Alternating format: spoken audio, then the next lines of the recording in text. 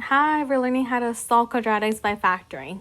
So solving means that we're trying to find out what x is equal to. But when we have multiple x's in our problem, one way to find our answer is by factoring. So factoring means that you're going to take your original problem and you're going to break it up into two parentheses and set them equal to 0. So first step here is to take this x squared and break it up into x times x, because when you multiply them back together, you will get an x squared. To find the second part of your parentheses, we're going to use this t-chart on the right side of your screen. So let me remind you of the steps. You're going to find your first and your last number, and you're going to multiply them together. If I don't have a first number, we're going to assume it starts with a 1. And 1 times 24 gives me 24. On the left side of your chart, I need you to tell me all the factors of 24. What multiplies to 24?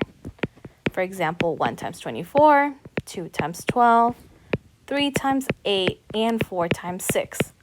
All of those multiply to 24. Out of those, I need you to pick the one that can give me -5 in the middle, either by adding or subtracting. So out of the factors that we were given, which ones would give me -5 in the middle? 3 and 8. Do I add them together to get 5, or do I subtract them together to make 5? I would subtract them. So because we're subtracting, it means that you're going to have opposite signs. One needs to be positive and one needs to be negative. So on the right side, we're going to rewrite 3 and 8, and you're going to tell me what sign goes with each one. Because this is a -5, that means that your bigger number also needs to be negative. So this 8 automatically becomes negative. So that because we had to have opposite signs, what does that 3 become? A +3. So we're going to put those numbers at the end of the other parentheses. So it doesn't matter whether I want to put +3 first or last, as long as one parentheses gets a +3 and one gets a -8. All right, they could also be flipped around. Either one would work. All right, is my x completely alone? No, though.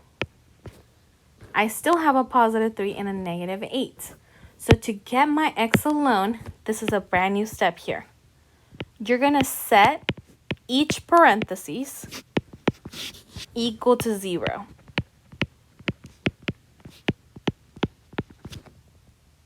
And most importantly, you're going to solve for what x is. You're going to tell me what is x equal to. So we're going to break these two parentheses, x + 3 and x - 8, and you're going to set each of those equal to 0. Then now you can tell me what is x equal to. So notice here that we're going to end up with two different answers. If I'm trying to get x by itself on the left side, on the x + 3 one, how do I get rid of that +3? I'm going to subtract 3 from both sides. +3 minus 3 gives me 0. So I get x is equal to, what is 0 minus 3? -3. So this is one answer. On the x - 8 is equal to 0, how do I get rid of the -8? I'm going to do the opposite, which is add 8 to both sides. -8 and +8 are going to cancel out. You're going to get 0 there. And you're going to be left with just the x. 0 plus 8 is a +8. So here we get two different answers. All right. This is not always going to be the case. You can have two answers. You can have one answer or no answers. So we're going to talk about those next. But before we do that, let's talk about other names that these could have. Your answer can also be called a solution. It could be called a root. or a 0. All of those are possibilities for you to call them. And when we're graphing them, they're your x-intercepts as well. This is where all 4 names come back around. All right, so let's go to the next problem. Let's say I give you x squared plus 8x plus 16. We're going to do the exact same thing. If I'm trying to get my x's alone, I got to factor and put these into 2 parentheses. This equation needs to be broken up into 2 parentheses. Each of those parentheses is going to start with an x, because x times x gives me x squared. And to find the second number, you're going to multiply your first number, because I don't have one, it starts with a 1, and you're going to multiply it by your last. So 1 times 16 multiplies to 16. So give me the factors of 16. 1 multiplies to 16. 1 times 16, 2 times 8, and 4 times 4. Out of those, which one is going to add or subtract to positive 8? It's going to be 4 and 4. All right. Am I adding those 4s or am I subtracting those 4s to get my answer? I am adding them. So because I'm adding them, they have to have the same signs. They can either be both positives or both negatives. If it's going to be a positive 8, this should probably be both positive 4s. So you're going to put those 4s at the end of those parentheses. Most important part, the new part for today, is that you're going to set those parentheses equal to 0. Because I still do not know what my x is equal to. My x is not alone.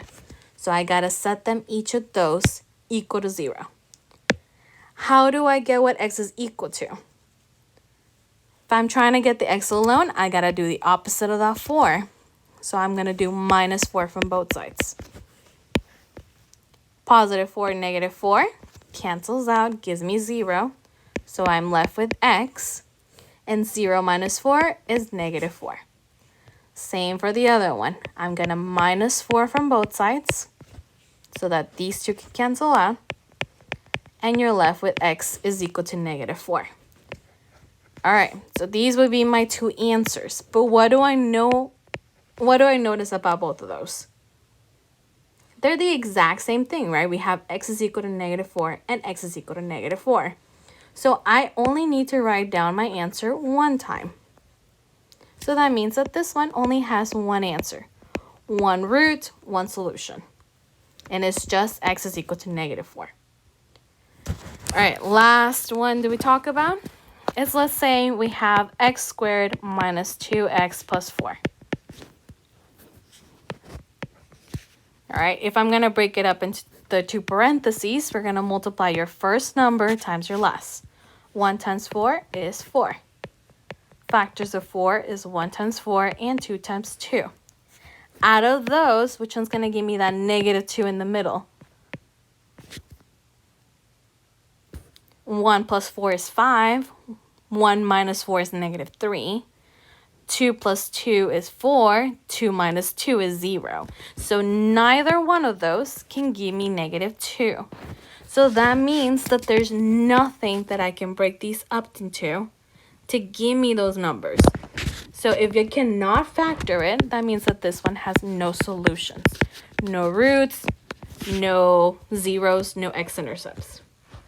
All right, so those are all 3 ways that you can get an answer.